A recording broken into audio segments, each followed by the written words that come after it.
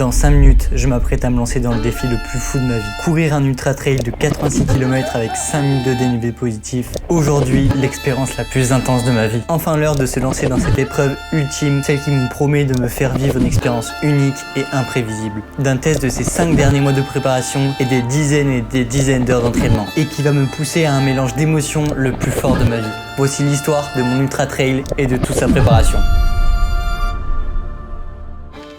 Mais bon, pour bien comprendre, on va remonter un peu plus loin. À 15 ans, je prends mon courage en main pour m'inscrire dans une salle de sport pour la première fois et je réussis à m'entraîner rigoureusement 4 à 5 fois par semaine. Et au bout de quelques mois, la musculation et la nutrition deviennent une vraie passion et année après année, au bout de 3 ans à 19 ans, je ressemble à ça. Et franchement, je kiffe la musculation et ce sport qui m'a redonné une relation avec moi-même et une confiance en moi qui avait toujours été compliquée avant ça. Et une chose que j'ai toujours adoré depuis petit, c'est partager des vidéos sur ce que je faisais comme le parcours quand j'étais plus petit. Et en 2023, je me lance et je publie mes premières vidéos sur la musculation. J'ai toujours continué la musculation avec une belle progression, mais à force, je voulais un défi physique et mental dur, qui allait être intense et riche en émotions. Et une chose que j'ai toujours laissé de côté, c'était le cardio. Alors j'avais déjà couru un peu avec des potes, mais dans ma tête, le cardio, je détestais ça. Et en plus, je pensais que j'étais vraiment nul dedans. Et dans mes rêves enfouis, j'avais cette course que mon père faisait quand j'étais petit, des ultra trails. Et je me disais que courir plus de 80 km avec un dénivelé positif de ouf, ça me semblait juste impossible.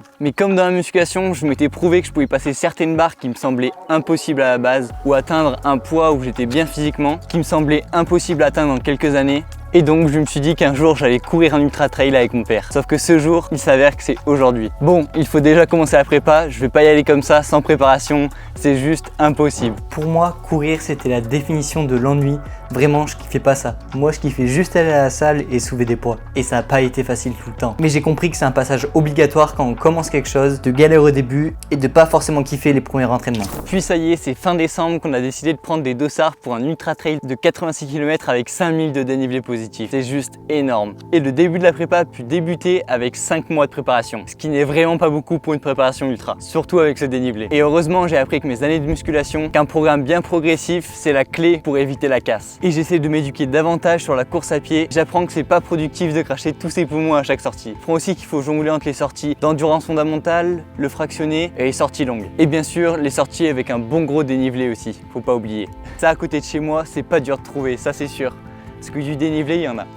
J'essaie de suivre un petit programme que je m'étais concocté, mais malheureusement, les périocytes me rattrapent et m'empêchent de faire mes séances de fractionné. Je décide donc d'arrêter pour me concentrer sur les séances qui me causent pas de douleur. Et à côté, j'ai rajouté du renfort spécifique. Là, on va partir pour la première séance de fractionné depuis le début de cette prépa. Depuis cette périostite, du coup, j'avais pas fait de fractionné parce que ça me faisait trop de douleur. Quand je changeais d'allure, j'allais un peu plus vite, etc. Donc là, c'est vraiment la reprise. J'ai plus de douleur depuis que je fais des exercices de renfort tous les jours. Donc là on repart pour une petite séance fractionnée pour voir ce que ça donne. Si on peut remettre dans la prog un peu de fractionné 1 à 2 fois par semaine jusqu'à la fin de cette prépa, donc il reste 2 mois. Ça serait pas trop mal de refaire un peu de fractionné, histoire de faire monter un peu le cardio. Et donc voilà, je t'emmène avec moi dans ma sortie fractionnée. Petit échauffement de 15 minutes en endurance fondamentale et puis après on pourra commencer le gros de la séance en espérant ne pas avoir de douleur. C'est un petit test et on verra si on pourra remettre des séances fractionnées. Le premier bloc est fini. 8 fois 30-30. Ça, c'est pas trop mal passé, pas trop de douleur. C'est que du bonheur, en plus il fait bon. Donc c'est nickel. Là on part pour 3 minutes de récup. Et puis après on enchaîne sur le deuxième bloc.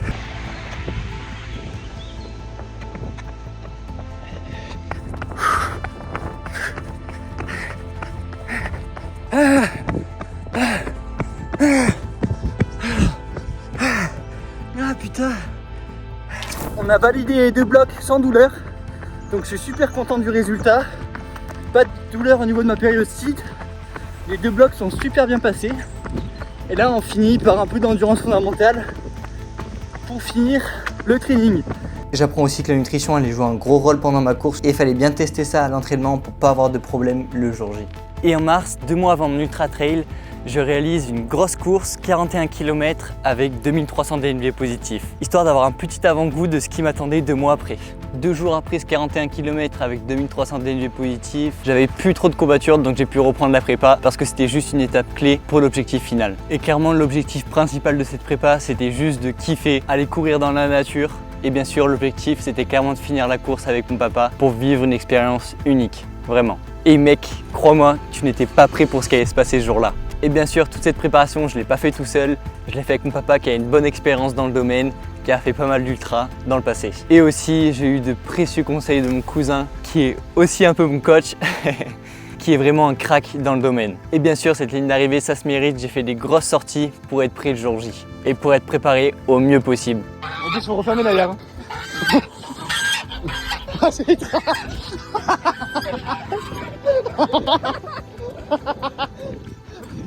Et franchement, la chose que je ne devais pas négliger pendant cette prépa, c'était vraiment le sommeil. C'était super important durant tout le long de cette prépa, au vu des sorties longues du week-end, car si je dormais mal, franchement, c'était très compliqué. J'ai acheté aussi un peu de matos qui allait m'être utile le jour J. Pour ce qui est des stats, durant ces 5 derniers mois de prépa, j'ai fait 71 sorties de course à pied et de trail. J'ai couru 944 km avec 32 800 dénivelés positifs en 120 heures et 27 minutes. Et à ça s'ajoutent mes séances de musculation, 70 heures. En tout, durant cette prépa, j'ai fait 205 heures et 27 minutes de course à pied et de muscu, soit l'équivalent de 7 jours et 22 heures non-stop. Putain, ça fait beaucoup quand même.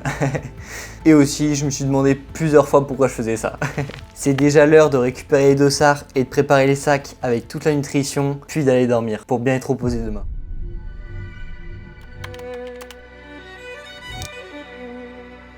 C'est déjà l'heure d'aller rejoindre le départ de cette fameuse course que j'attends tant. J'ai donné tellement durant toutes ces préparations que la pression commence à monter et on rejoint le départ avec tous les coureurs. Ce sentiment tellement puissant que tu ressens qu'au départ d'une course, c'est incroyable. Je n'ai jamais couru plus de 6 heures et là je m'apprête à en courir plus de 15. C'est là que je me lance dans l'inconnu total.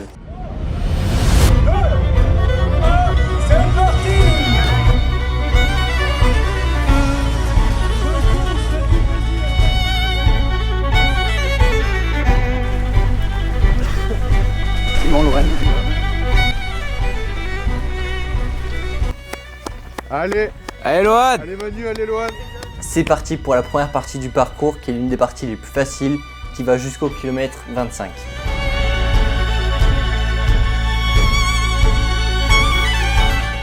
Allez!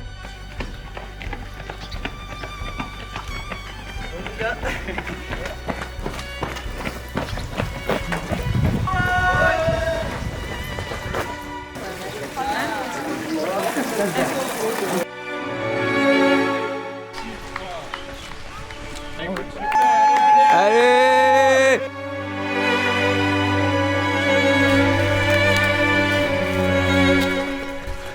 Mais pas bien là? Super bien.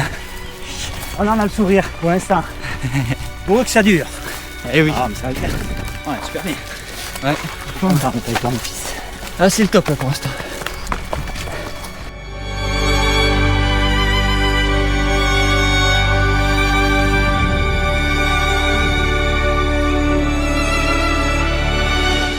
Bravo, super.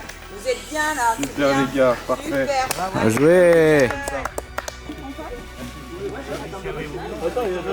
Au deuxième ravito, kilomètre 25, on a déjà 1400 dénivelés positifs, mais je le sais, c'est après que le plus dur arrive, avec cette grosse partie qui est du 25e kilomètre au 54e kilomètre, avec le plus de dénivelés positifs. Avec quand même un ravito au 41e kilomètre, mais sans assistance, car trop loin. Et je savais que cette partie allait être dure. Après le ravito du 41e kilomètre, je reprends des forces avec la montée qui nous attend ensuite. On la monte bien, mais à la descente c'est très dur. Avec 20% de pente, c'est bien glissant et des crampes commencent à venir. Là j'avais vraiment hâte d'arriver au 54e kilomètre pour le ravito et bien pouvoir se recharger. Ah.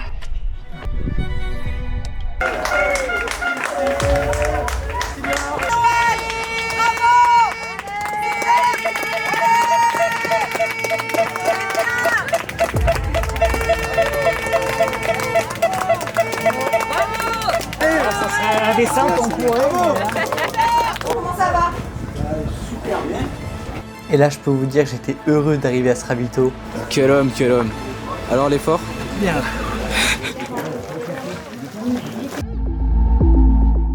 suis dans un autre monde là. Du coup, j'avais même pas nourrir dans les vents.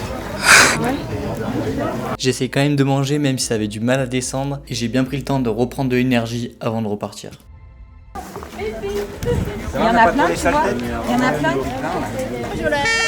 On passe sur quelle chaîne, s'il vous plaît? La chaîne de Loane Grondlier. Ah, la meilleure, bravo. Là j'étais déjà beaucoup mieux mais il m'attendait une montée que je redoutais depuis le début et elle rigole pas.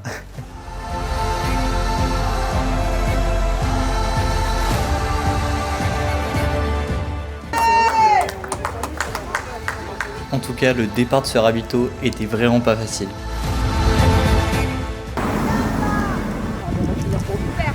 C'est génial.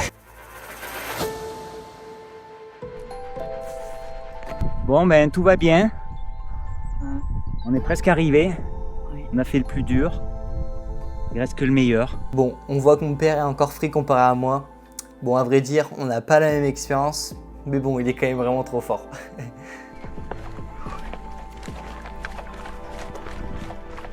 J'essaie de me tenir au plan nutritionnel de 60 grammes de glucides par heure, mais les gels commençaient à mal descendre. Et même au ravito, j'avais du mal à manger, pas comme Manu qui tapait ses meilleurs pique-niques.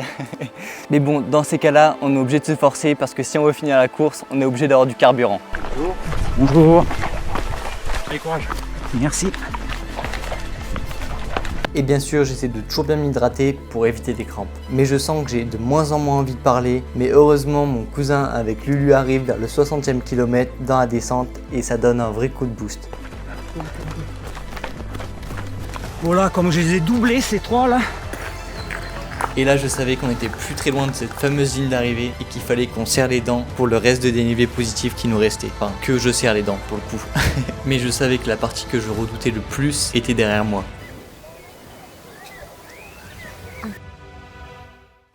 Ah, c'est dur. Merci Thomas aussi. Allez, il va y arriver. Il va finir. Allez, super. Allez.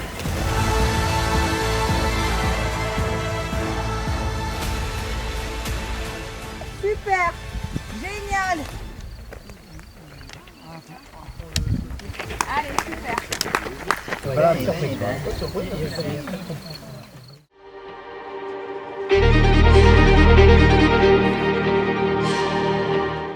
À même pas 10 km de cette ligne d'arrivée, je sens que je vais devoir les puiser dans les dernières réserves qu'il me reste. Et sur la fin, je ressens une grande fierté de me dire que je vais le faire, je vais aller au bout de cet ultra, je vais réussir.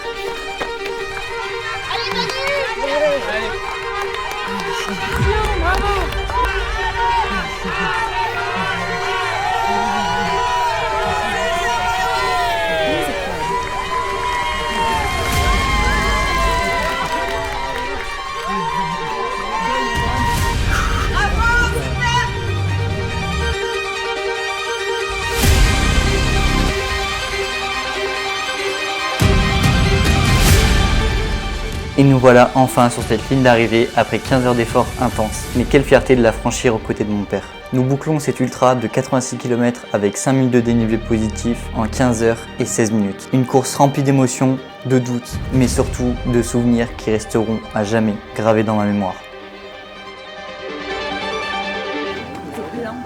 Ah ouais, mais c'est lui qui était dans le moment. En tout cas, ces 5 derniers mois dans l'endurance m'ont bien fait kiffer, ça c'est sûr. Et c'est juste en osant faire le premier pas que tout commence. Et franchement, c'est incroyable de se dire qu'on est capable de si grand en si peu de temps. Il suffit juste d'y croire et de bien bosser derrière. En tout cas, je suis fier de toute cette prépa et de ma course. J'espère que j'ai réussi à partager ça du mieux que j'ai pu à travers cette vidéo, car j'ai vraiment kiffé la faire. Juste partager ce que j'aime faire, me dépasser. En tout cas, c'était juste une expérience magique. Grand merci à ma mère pour les ravitaux qui étaient juste parfaits. Merci à mon cousin qui a su me donner les meilleurs conseils. Merci aussi à Lulu qui nous a rejoints pendant la course, c'était vraiment juste trop bien. Ça redonne un vrai coup de boost. Et bien évidemment, merci aux copains qui sont venus m'encourager et sans oublier le cadreur pour ces images juste magnifiques. Et aussi, merci papa. Et mon père, il m'a vraiment soutenu tout le long de la course. Mentalement, lui, c'était un peu plus simple que pour moi. Il était toujours là pour remonter le moral et penser positif. Comme il a toujours dit pendant cette course. Et franchement, je le remercie. Parce que c'était un peu plus simple avec lui, je pense.